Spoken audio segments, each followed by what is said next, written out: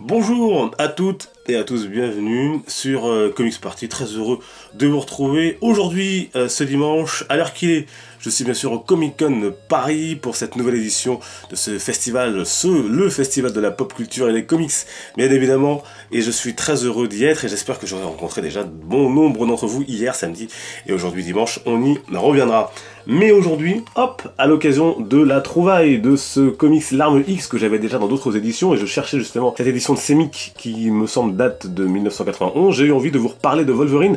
D'ailleurs on n'en a pas parlé encore individuellement sur la chaîne et de revenir sur l'histoire de ce mutant, pas toute son histoire mais une partie, puisque la mémoire, le passé font partie des éléments clés du personnage, en tout cas la recherche de son passé, et on trouve notamment cette réponse dans L'Arme X, et pas seulement, on va parler également d'autres comics autour du Griffus. C'est parti.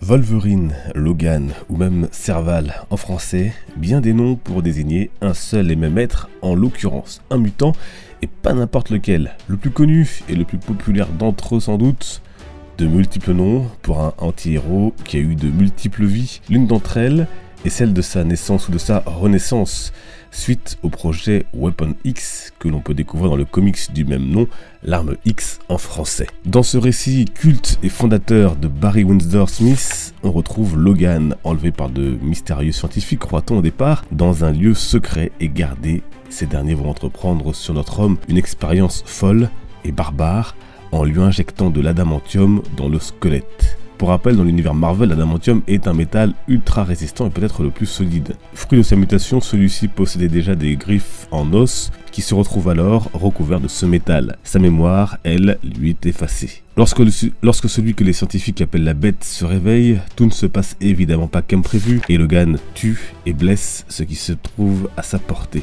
Malgré tout, les expériences se poursuivront, comme le mettre par -15 degrés, aspergé de sang de mouton, dehors, face à une meute de loups affamés dont il ne fera qu'une bouchée. La volonté de ces hommes est simple et claire, dresser l'animal et en faire l'arme parfaite à leur service. Ce projet Weapon X a pour but de transformer des mutants en super soldats. Manipulé, torturé, Logan, vous vous en doutez, ne restera pas indéfiniment entre les mains de ses geôliers et bourreaux. Il finira par s'échapper, non sans faire des dégâts. Il se retrouvera ensuite aéré quelque temps dans la nature comme la bête qu'il était alors presque devenu. Un récit haletant et sans concession dans la tête du mutant et de ses tortionnaires, avec des dessins cultes montrant toute la bestialité d'un mutant retenu contre sa volonté et prêt à exploser. On notera également la version des Ultimate X-Men, où Logan est retenu prisonnier 10 ans par l'Arme X avant de réussir à s'évader grâce à Nick Fury, à qui il avait sauvé la vie. Récupéré par la confrérie extrémiste des mauvais mutants dirigée par Magneto, ce dernier le charge d'infiltrer les X-Men et in fine de tuer leur leader, le professeur Charles Xavier. La question du passé de Wolverine a donc toujours été au cœur de son histoire. Qui est-il vraiment? Quel est son âge? A-t-il une famille? Longtemps, il n'a eu que des bribes de ce qu'il avait été avant de retrouver la mémoire durant l'arc de House of M. Et bien sûr, avant cela, de nombreux auteurs ont étayé un peu de ses origines, de Chris Claremont à Larry Hama en passant par Frank Miller, mais un autre récit fondateur de la mythologie de Wolverine est donc le titre Origine par Paul Jenkins et Andy Kubert. On y découvre la jeunesse du jeune Logan à la fin du 19e siècle, de son vrai nom à son premier amour et à son destin tragique. L'auteur nous entraîne sur un jeu de fausses pistes et de faux semblants parfois surprenants. C'est durant cette enfance et un événement tragique que ses pouvoirs mutants vont se manifester pour la première fois. À lire, absolument. Bien plus tard, en pleine Seconde Guerre mondiale, on le retrouve au Japon, où il commet des exactions. Le Japon, pays avec lequel il aura une histoire particulière, notamment à travers sa relation avec Mariko Yashida, fille d'un des chefs des Yakuza. On pense aussi à Amiko, qu'il prendra sous son aile et qui deviendra sa fille adoptive. On le retrouve ensuite bien sûr parmi les fondateurs de la division Alpha avant d'atterrir chez les X-Men auprès du professeur Charles Xavier et même du côté des Avengers. En tous les cas, l'Arme X et Wolverine, les origines, voilà les deux récits à lire pour mieux comprendre ce personnage complexe et entier. Des histoires qui par ailleurs, vous l'avez remarqué, ont plus ou moins été racontées dans la franchise X-Men au cinéma. Le questionnement sur son passé durant la première trilogie, notamment avec l'introduction de William Stryker. On pense aussi à Wolverine Origins, dont le seul intérêt réside dans sa scène d'introduction qui emprunte un peu aux comics dont nous venons de parler et qui porte le même nom. Il y a aussi Wolverine, le combat de l'immortel, qui s'inspire notamment du passage japonais de sa vie dont nous parlions à l'instant, ou encore à X-Men Apocalypse avec une scène pour le coup anachronique qui fait directement directement allusion à Weapon X et à la fuite de Logan après les expériences qui lui ont été infligées.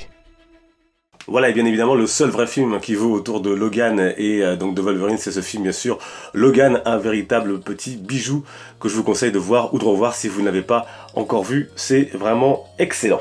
L'Arme X, donc, il y a eu notamment un grand format qui est sorti il y a quelques temps chez Panini Comics, donc Weapon X, donc vraiment à lire.